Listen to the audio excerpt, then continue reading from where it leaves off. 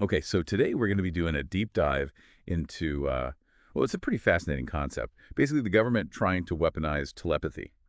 Um, the source material you've got is excerpts from a story called Eçimiş, Oyucuş, Sikeriyumishis, and it follows Tessa, who is a remote viewer, so she can see things happening miles away, sometimes even across the globe. Wow. But the catch is that she also has this uncontrollable telepathic ability, which makes her both incredibly valuable and also kind of a liability. Yeah, it's almost like she's tapped into this like hidden channel of communication, Yeah. but can't quite like turn the dial to the right frequency, you know? And I think that's what makes this project so intriguing. They're not just trying to develop telepathy, they're trying to like control it, to like refine it into a tool that they can use. Yeah. And that's where all the ethical lines start to get blurry Right. because, this project's shrouded in secrecy. It's operating in the shadows. And you see Tessa immediately, like, questioning their motives.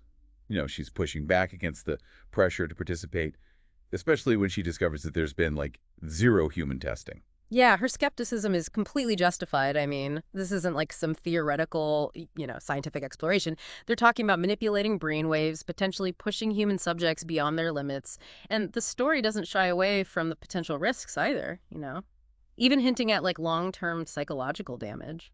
It reminds me of some of those real-life Cold War experiments, Mm. you know, where governments were so obsessed with psychic espionage that they kind of just threw ethics out the window. But let's just break down what exactly this project is trying to achieve. So they want to give Tessa control over her telepathy using this device called the MWA, the Mixed Wave Amplifier. Yeah, the concept of the MWA I think is fascinating. It's described as a device that can amplify specific brainwave patterns that are associated with telepathic activity.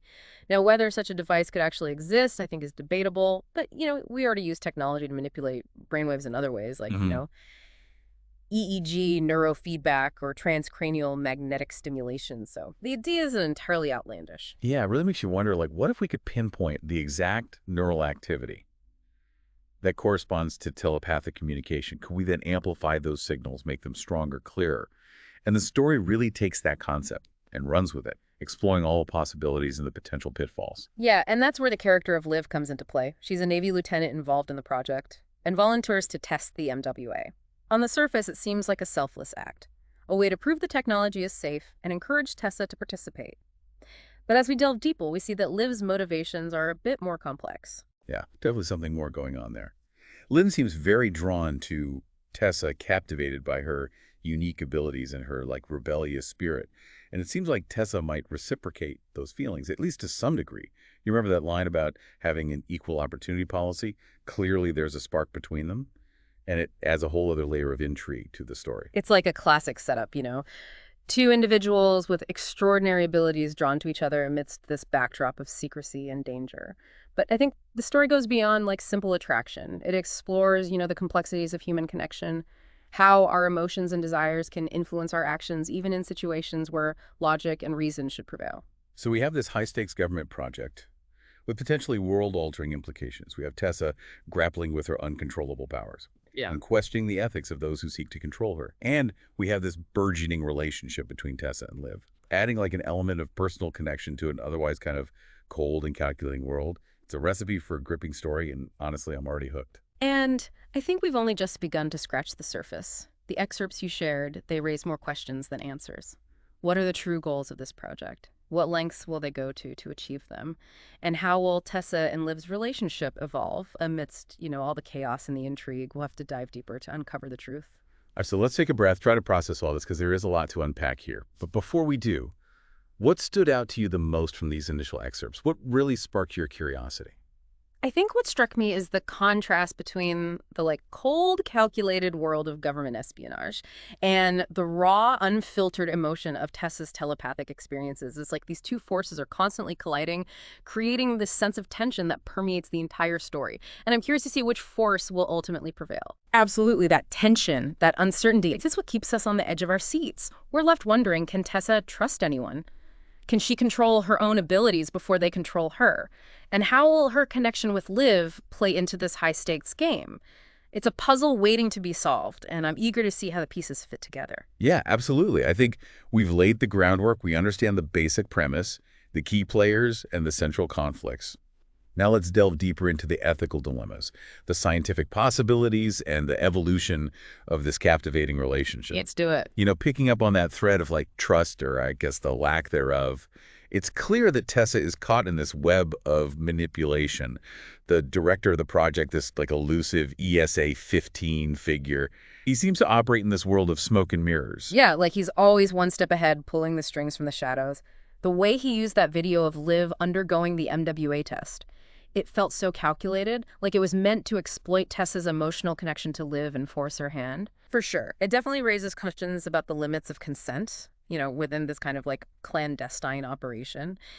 Even if the MWA technology itself proves to be harmless, the methods they're using to like coerce Tessa's participation are ethically dubious, to say the least. Yeah, it makes you wonder what other tactics they've used on other participants. Yeah. The story doesn't explicitly state if there are others, but it definitely hints at like a larger network of individuals with unique abilities who've been drawn into this web. Absolutely. And that lack of transparency, the secrecy that shrouds the project, it just adds to the sense of unease. What are they hiding? What risks are they downplaying?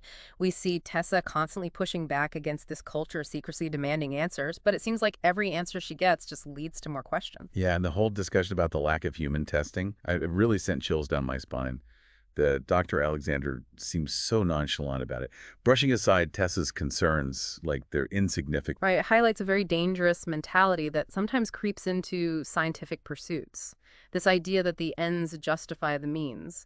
And Tessa's like unwavering stance on this issue, her refusal to be treated like a guinea pig. It's a powerful reminder of the importance of individual autonomy, even in the face of like overwhelming pressure. And let's not forget about Liv's role in all of this. I mean, she willingly volunteered to test the MWA, seemingly to prove its safety and encourage Tessa to participate. But I keep coming back to her statement about feeling drawn to Tessa's magnetic personality. Right. It adds another layer of complexity to these ethical questions surrounding consent. Was Liv truly free to make that decision? Or was she influenced by her feelings for Tessa? The story doesn't give us a clear answer, so we're left to ponder this like intricate interplay between logic, emotion, and manipulation. And Tessa picks up on this, doesn't she? She senses Liv's attraction, and her response suggests that she might reciprocate those feelings. The equal opportunity policy line, coupled with the kiss they share later on, it hints at a connection that goes beyond just like professional interest. Yeah, their relationship is this like fascinating counterpoint to the sterile, secretive world of the project. It's this reminder that even in the midst of extraordinary circumstances, human beings crave connection, intimacy, and understanding. It makes you wonder their connection will be a source of strength for Tessa, a way for her to navigate this like treacherous landscape. Or will the pressures of the project they're both keeping drive them apart? It's a question that keeps us engaged, urging us to like turn the page and see how their relationship unfolds. The story masterfully interweaves these personal dynamics with the larger questions of scientific exploration, ethical boundaries, and the potential consequences of unchecked power. Yeah, we see this theme of control play out on multiple levels throughout the story. Tessa's struggle to control her telepathic abilities, the project's ambition to like harness those abilities, and then the more insidious forms of control exerted through manipulation and secrecy. Absolutely. It raises a chilling thought, like, what if we could truly control something as powerful as telepathy? What would it do to our society, to our relationships, to our very sense of self? The story offers a glimpse into a world where these questions aren't just theoretical, but terrifyingly real. It's almost like peering into this distorted mirror, seeing a reflection of our own world, warped by the possibilities of this mind-bending technology. And as we delve deeper into this reflection, I think we have to confront the uncomfortable truth that the line between progress and peril can be incredibly thin. Yeah. It's like we're standing at the edge of a precipice looking out at this world where the boundaries of the human mind are being redefined.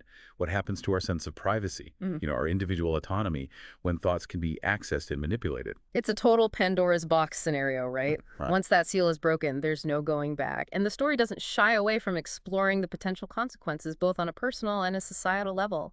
We see glimpses of a future where telepathy is weaponized, used for surveillance, interrogation, even psychological warfare. I mean, the implications are chilling, to say the least. Imagine a world where your innermost thoughts are no longer your own, where trust and intimacy become nearly impossible. Yeah, it forces us to consider the fragility of our own minds. Yeah. the vulnerability of our thoughts and emotions. And the story challenges us to confront the ethical dilemmas head on, urging us to consider the potential costs of unchecked scientific advancement. But amidst all this darkness, there's also like this glimmer of hope, the connection between Tessa and Liv, their growing intimacy. It suggests that human connection might be the key to navigating this uncharted territory. It's a really intriguing possibility. Perhaps love, or at least a deep empathy and understanding, can provide a counterbalance to the potentially overwhelming power of telepathy. It's like the story is saying that even in a world where minds can be read and manipulated, the human heart still yearns for genuine connection, for a space where vulnerability and trust can flourish. And that connection, that shared vulnerability, might be the key to unlocking the true potential of telepathy, not as a weapon, but as a bridge between minds, Right. a way to foster deeper understanding and empathy. Like a powerful message, one that resonates even beyond the realm of science fiction.